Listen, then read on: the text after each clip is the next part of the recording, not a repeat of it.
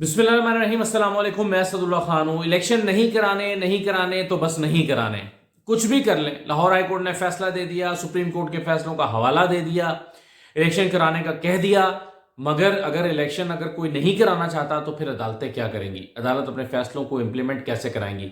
आज इस हिस्से में लाहौर हाई कोर्ट के पास गए, एक दरख्वास्त लेकर अजहर सिद्दीक साहब के अपने फैसले पर अमल दरामद कराएं, मगर जज साहब ने एक तरह से तकरीबन झाड़ ही दिया और कहा कि अब सब्र करें, फैसला दिया है उसको मैं इंतज़ार करूंगा, 90 दिन तक तो इंतज़ार करूंगा कम अज़ कम, और देखेंगे कि ये क्या करते हैं तो उसके बाद सोचेंगे क्या करना है। तो इस तरह से हुआ, लेकिन इसमें दो तीन चीज़ें बड़ी इंपॉर्टेंट जो कुछ हो रहा है। देखें, एक बात तो ये है कि इलेक्शन कमीशन को जो फैसला लाहौर हाई कोर्ट ने दिया था जस्टिस जवाद हसन साहब ने, उसमें इलेक्शन कमीशन से कहा था कि आप ऐलान करें इलेक्शन की तारीख का और कंसल्ट कर लें गवर्नर के साथ। अब गवर्नर से जब कंसल्ट किया गया और गवर्नर ने कह दिया कि भाई मैंने तो तारीख नहीं देनी या मैंने तो मशवरा नहीं देना, तो कंसल्टेशन का अमल माहिरीन कानून के मुताबिक मुकम्मल हो गया। कंसल्टेशन मुशावरत का अमल मुकम्मल हो गया। अब बुनियादी जिम्मेदारी जो है वो इलेक्शन कमीशन की है कि वो इलेक्शन की तारीख दे। लेकिन हो क्या रहा है, इलेक्शन कमीशन डाल रही है गवर्नर के ऊपर, गवर्नर डाल रहे हैं इलेक्शन कमीशन के ऊपर, फिर इलेक्शन कमीशन मुशावरत का अमल करने के लिए खत लिख देते हैं, कहते हैं जी आप अपनी राय का इजहार करें। वो राय का इजहार करना नहीं चाह रहे तो इलेक्शन कमीशन ये प्रिटेंड कर रहा है कि जी मुशावरत तो हो नहीं रही है, मुशावरत का अमल डिलेड है और वो ताखीर का शिकार हो गया। हालांकि मुशावरत का अमल अब आईनी और कानूनी तौर पर मुकम्मल हो चुका है। अब इलेक्शन कमीशन को तारीख देनी चाहिए, क्योंकि तारीख 12 इलेक्शन कमीशन ने देनी है लाहौर हाई कोर्ट के फैसले के मुताबिक। अच्छा, दूसरा इसमें पहलू यह है कि जो गवर्नर पंजाब ने कहा है कि वो तशरीह के लिए अदालत के पास जाएंगे, ये भी सिर्फ ताखीरी हरबा है।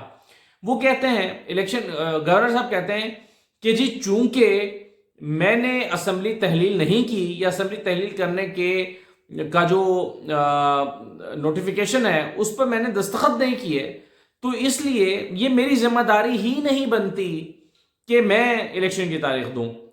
आर्टिकल 105 की सब क्लॉज 3 मुझ पर अप्लाई नहीं होती। तो वो कहते हैं कि जी मैं इसके लिए इलेक्शन कमीशन अदालत के पास जाऊंगा तशरीह के लिए। भाई इसका ताल्लुक जो है इस वक्त तारीख देने के साथ नहीं है। ये बात आप समझ लें कि गवर्नर साहब को तो किसी ने कहा ही नहीं है कि आप तारीख दें। अब गवर्नर साहब तो उसकी तशरीह के लिए तब अदालत के पास जाएं जब अदालत ने उनको हुक्म दिया हो कि जी आप गवर्नर तारीख दें। अगर उनको कहा गया होता कि गवर्नर साहब आप तारीख दें, तो फिर तो गवर्नर जाते इलेक्शन कमीशन अदालत के पास तशरीह के लिए कि जी मैंने तो तारीख नहीं दी, मैंने तो तारीख नहीं देनी, आइन का ये आर्टिकल है इसलिए मैंने तो तारीख नहीं देनी, तो इसकी तशरीह कर दें। लेकिन इस केस में तो अदालत ने गवर्नर से कहा ही नहीं है कि आप तारीख दें। गवर्नर को कहने की बजाय इलेक्शन कमीशन से कहा है अदालत ने, लाहौर हाई कोर्ट ने, कि इलेक्शन कमीशन तारीख दे। हाँ, अलबत्ता वो मुशावरत कर ले गवर्नर के साथ। तो ऐसे में ये जो कदम उठाया है गवर्नर पंजाब ने कि वो अदालत के पास 105 सब क्लॉज 3 की तशरीह के लिए जाएंगे, तो ये सिर्फ टाइम टेकिंग टैक्टिक्स है। वो चाहते हैं कि 2-4 दिन 5 दिन और गुजर जाएं, हफ्ता 10 दिन गुजर जाए, यानी अदालत इसको जो है वो समाअत के लिए मुकर्रर करें, फिर वो वकील छुट्टी पे चला जाए, फिर वो कहें कि जी आज जो है वो तैयारी नहीं है, कल का टाइम दे दें, अगले दिन का टाइम दे दें, 4 दिन का टाइम दे दें। तो करते करते वो जो 57 डेज का प्रोसेस है, आप जानते हैं कि वो जो प्रोसेस है वो 57 दिन का है, कि जिसमें इलेक्शन कमीशन तारीख देने के बाद फिर शेड्यूल देता है कि अब जो है वो कागजात नामजद की जमा होंगे, अब इनकी जांच पड़ताल होगी, अब कागजात वापस लिए जा सकते हैं, अब निशानात अलॉट होंगे। तो ये 57 दिन लगते हैं इस काम में। तो अब अगर फर्ज कीजिए 10-15 दिन और गुजर जाते हैं तो फिर 90 दिन के अंदर इलेक्शन तो किसी सूरत नहीं हो सकते। उसकी वजह यह है कि जब ये दिन गुजर जाएंगे और 57 दिन से कम रह जाएंगे तो इलेक्शन कमीशन का तो उनको तो 57 दिन लाजमी चाहिए अपना प्रोसेस मुकम्मल करने के लिए। तो फिर 90 दिन के अंदर अंदर तो इलेक्शन नहीं होंगे, इलेक्शन तो आगे चले जाएंगे। तो ये एक जो है वो हरबा इस्तेमाल किया है गवर्नर पंजाब ने, और उन्होंने ये हिकमत अमली बनाई है। अब देखें कि ये मामला जो है वो इसको इसी तरह से स्लो प्रोसेस के थ्रू चलने दिया जाता है, या जो फरीकैन है या तहरीक इंसाफ या वो मुनीर अहमद साहब या कोई और दरख्वास्त गुजार सुप्रीम कोर्ट के पास जाता है या किसी और अदालत में जाता है कि इस मामले को देखा जाए। एक चीज मैं आपको एक नुक्ता और समझा दूं, और वो नुक्ता ये है, आइन का एक आर्टिकल है, आर्टिकल 220।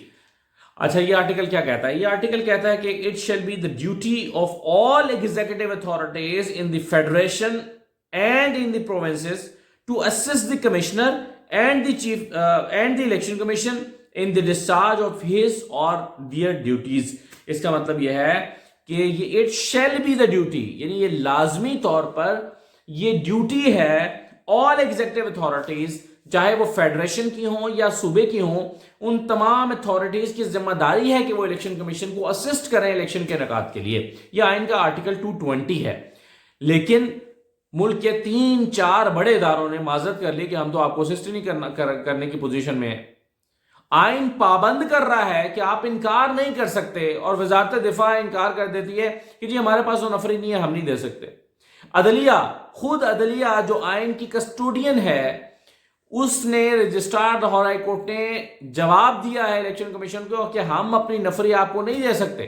حالانکہ الیکشن کمیشن نے مانگی ہے جب آپ سے نفری، یا افسران الیکشن کو ریٹرننگ افسران آپ کے ماتحت عدلیہ کے لوگ مانگے ہیں، تو آپ انکار کرنے کی گنجائش ہی نہیں ہے. آپ نے ہر حال میں الیکشن کمیشن کو اسسٹ کرنا ہے آرٹیکل 220 کے انڈر. اب آرٹیکل 220 پابند کر دیتا ہے تمام اداروں کو، چاہے وہ وفاق کے ہوں یا صوبے کے ہوں، کہ جب الیکشن کمیشن کہے گا تو آپ کو ان کو اسسٹ کرنا پڑے گا. لیکن یہاں تو اپنا ثوابدیدی اختیار بنا کے سب بیٹھ گئے ہیں. کوئی کہتا ہے کہ جی میرے پاس نفری نہیں ہے، کوئی کہتا ہے میرے پاس وقت نہیں ہے، کوئی کہتا ہے میرے پاس پیسے نہیں ہیں، کوئی کہتا ہے جی ہم سیکیورٹی کی ڈیوٹی پر ہیں، کوئی کہتا ہے میرے پاس نفری کم ہے، کوئی کہتا ہے جی ہماری نفری تو رمضان میں پرائس کنٹرول کمیٹیوں میں لگی ہوگی، کوئی کہتا ہے ہم تو مسجدوں کی حفاظت کر رہے ہوں گے رمضان میں. یعنی ہر ایک کو ایسا لگتا ہے کہ اس کے پاس اختیار ہے، اگر اس کا دل چاہے تو وہ اسسٹ کرے اور دل نہ چاہے تو نہ اسسٹ کرے. نہیں جناب، ایسا نہیں ہے. آئین کا آرٹیکل 220 پابند کرتا ہے. یہ میں نے آپ کو پڑھ کے سنا دیا ہے. تو اس لیے یہ جو ایک مغالطہ بنایا گیا ہے کہ جی اور پھر آپ نے دیکھا کہ خود الیکشن کمیشن اس آرٹیکل سے واقف نہیں ہے یا اس کو کرنا نہیں چاہتا، کیونکہ لاہور ہائی کورٹ میں جسٹس جواد حسن کی کورٹ میں جب الیکشن کمیشن کے وکیل کھڑے ہوئے تھے تو الیکشن کمیشن کے وکیل نے کیا کہا؟ جناب ہم تو الیکشن نہیں کرا سکتے، ہمیں تو کوئی نفری نہیں دے رہا، ہمیں تو کوئی پیسے نہیں دے رہا، ہمیں 3 اداروں نے انکار کر دیا، تو ہم کیسے الیکشن کرا سکتے ہیں؟ اور بھائی اپنی اختیارات کو تو جانو کہ آپ کے اختیارات کیا ہیں. تو یہ سب مل کے کھیل تماشا ہو رہا ہے. گورنر جو ہیں وہ اچھال رہے ہیں بال الیکشن کمیشن کی طرف، الیکشن کمیشن واپس پھینک دیتے ہیں گورنر کی طرف، اور وہ سلیم اللہ سے کلیم اللہ، کلیم اللہ سے سلیم اللہ. یہ ایک جو ہے وہ ہاکی میچ ہو رہا ہے ایسا لگ رہا ہے، اور کسی کو اس کی پرواہ نہیں ہے. اچھا ایک چیز اور میں آپ کو بتا دوں، اور وہ یہ ہے کہ جو آج فنچ ریٹنگ آئی ہے جس میں پاکستان کی CCC+ سے CCC- کر دی گئی ہے. اچھا ویسے CCC+ بھی یہ ہوتی ہے، CCC+، اس کا مطلب ہوتا ہے کہ ڈیفالٹ کا خطرہ جو ہے وہ پیدا ہو چکا ہے. لیکن CCC- کا مطلب ہوتا ہے کہ تقریباً ڈیفالٹ کے قریب پہنچ گئے ہیں اور ڈیفالٹ کا خطرہ بڑھ گیا ہے.